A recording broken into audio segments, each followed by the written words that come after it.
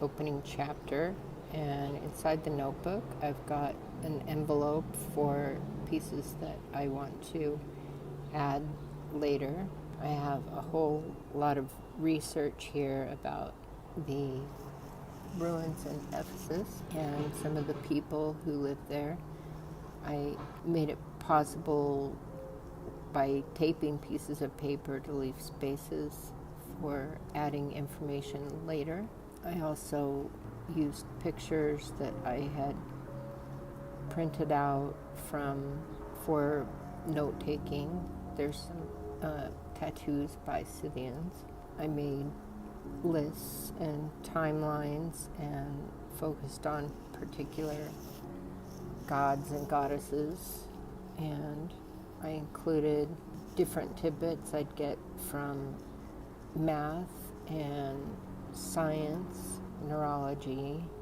I also hid some material that if somebody looked into my suitcase at the airport, they wouldn't, right away see it. Some of this came from assignments by Gretchen Henderson, who had us make a shadow book for the work we were composing for her class. I would use glue, like a stick glue, or sometimes I use a spray glue and spray the back of the pieces that I'm going to put in there. I would include information about different topics on the same page sometimes, thinking if I got stuck, I could try to piece those fragments together to see if I could come up with something new, and that helped me generate new work. I also wanted to know things that I would want to see when I made it back to Turkey to do some research. I included a lot of maps so that I could, and I packed this around. I left it actually in the museum, and some nice people found it for me.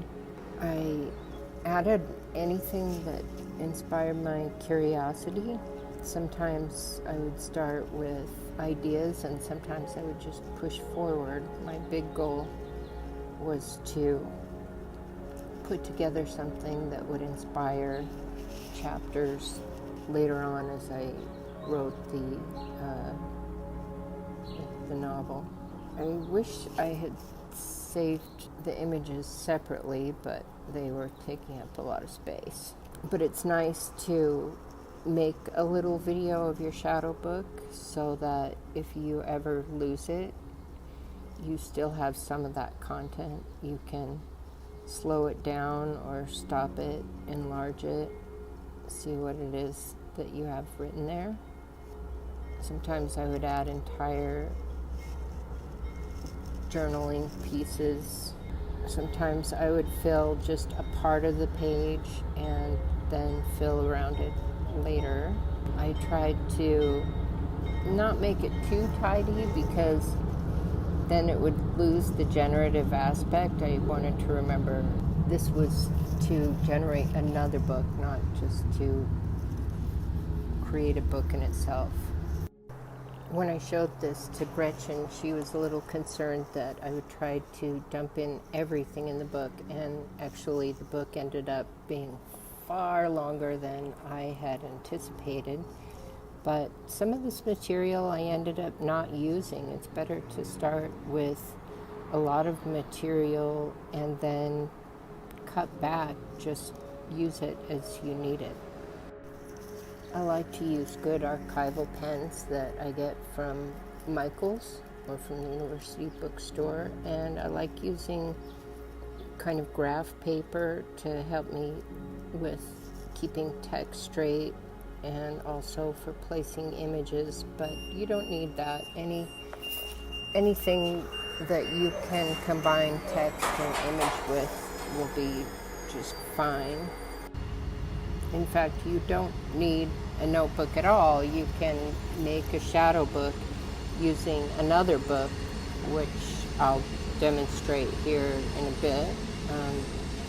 It's a commonplace book that Karen Brennan had us make for her class.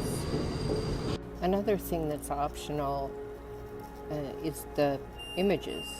I made several notebooks full of just text.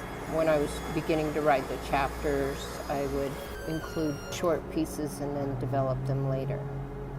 I found Betsy in the circus at Sam Weller's used bookstore.